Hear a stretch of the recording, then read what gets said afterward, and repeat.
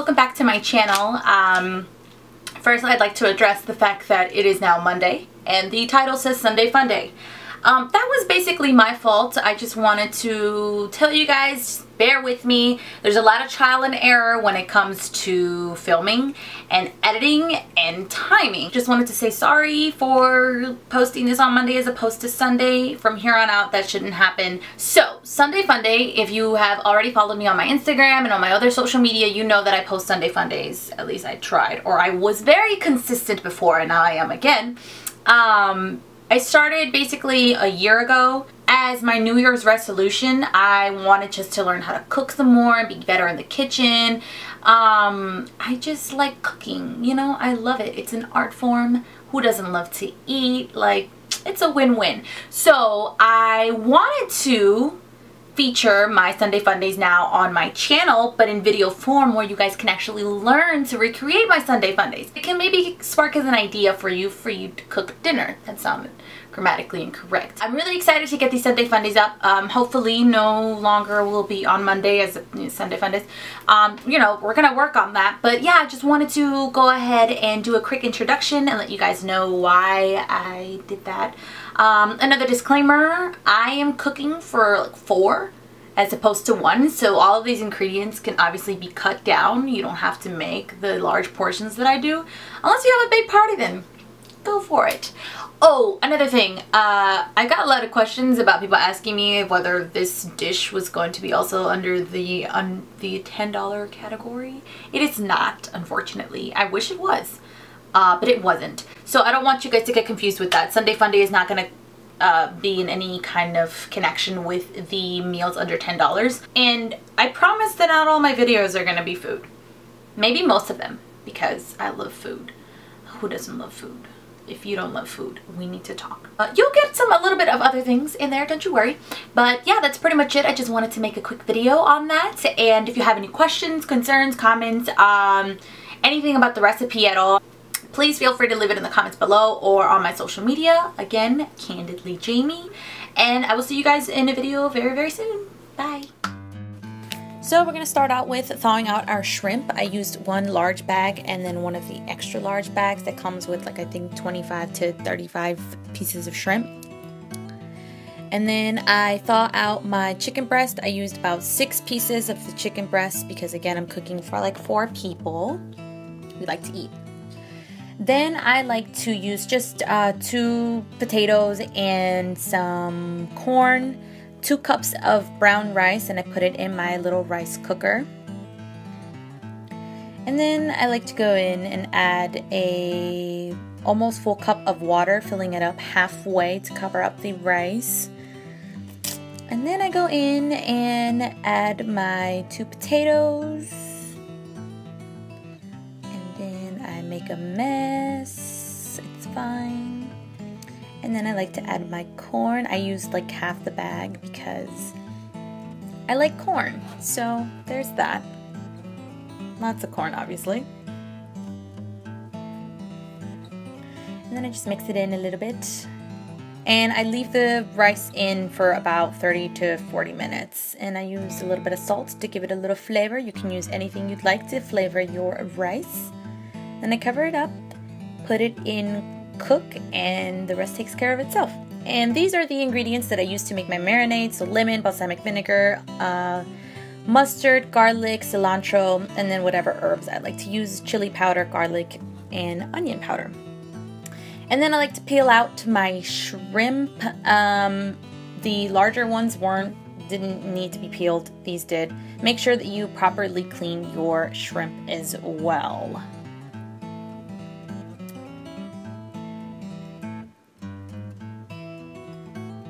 And then I go in and just put them and I clean them. Again, I like to just kind of clean off my shrimp. And then if you guys don't know how to clean shrimp, make sure you watch a YouTube video or ask someone on how to properly clean your shrimp. Please and thank you. Just draining out the water. So much shrimp, good God. I go ahead and drain out the water for my chicken as well once it's all nice and soft and no longer frozen. And basically, this is what the chicken and the shrimp look like after I've already marinated them. So for the marinade, I used basically the same amount for both sides. I used 1 tablespoon of balsamic vinegar, 1/4 cup of mustard. You can add a little more mustard for taste. 2 tablespoons of the minced garlic. And then I used onion garlic powder and chili powder. Really much to my taste. I don't know if you guys like spicy or not. You can go ahead and remove the chili powder if you don't want.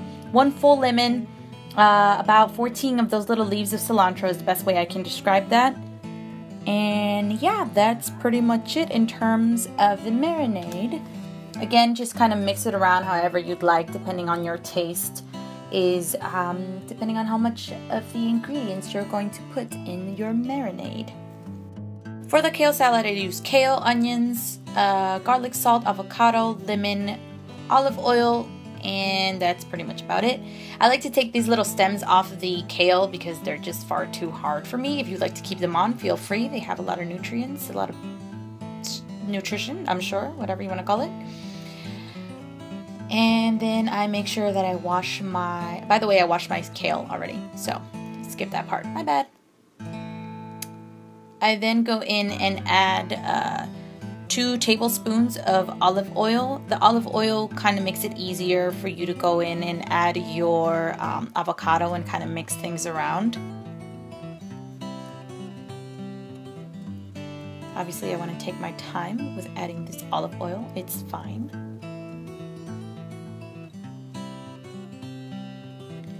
And then we go in and chop our avocados. I like to use just pretty much 2. I used half the bag of kale, so I used 2 avocados. If you really love avocado, feel free to use as many avocados as you'd like. But I just used 2, and 2 seems to be enough. So I just cut them up, and then I end up scooping them out with a spoon. If it makes it easier for you, maybe you want to cut up the avocado inside the avocado before you transfer it over to the bowl. It's up to you. However you like to do that, feel free. Either way, as long as you mash it up, you will be good to go.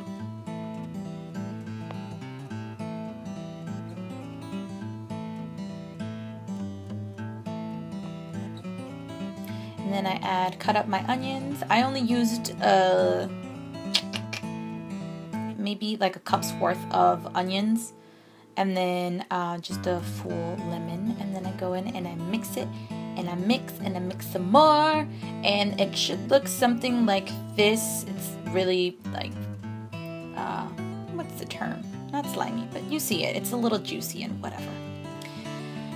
And then these are the vegetables that I used for my kebabs. Just some green pepper, you know, kinds of colored peppers. Obviously, just use whatever you'd like. I like peppers and onions for mine. You can use any veggies that you'd like. Obviously, this is super fast form. As you can see, my mom is not really that great at well, she's great, but she's not that fast at making these kebabs. It's just a little fast forward. But yeah, basically just you create your kebabs however you'd like. Just put your veggies. This is my mom's making the shrimp first here. She helped me out. Shout out to my mama. And then I'm over here cutting up the chicken into pieces, of course, so that they can fit into my kebabs. And we're doing it super lightning speed because I have talent like that, ladies and gentlemen.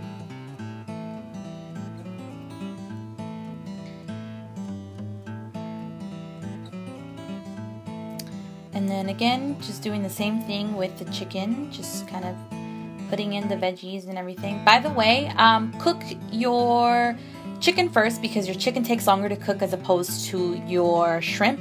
I also didn't mix the chicken and the shrimp in the same kebabs because, again, the chicken cooks slower than the shrimp, so make sure you put them separately. And then slightly burn your food, you know, it's fine. Also, shout out to my mother's random corn on our grill because she was craving corn apparently. And that's pretty much about it. Look at that, ta-da!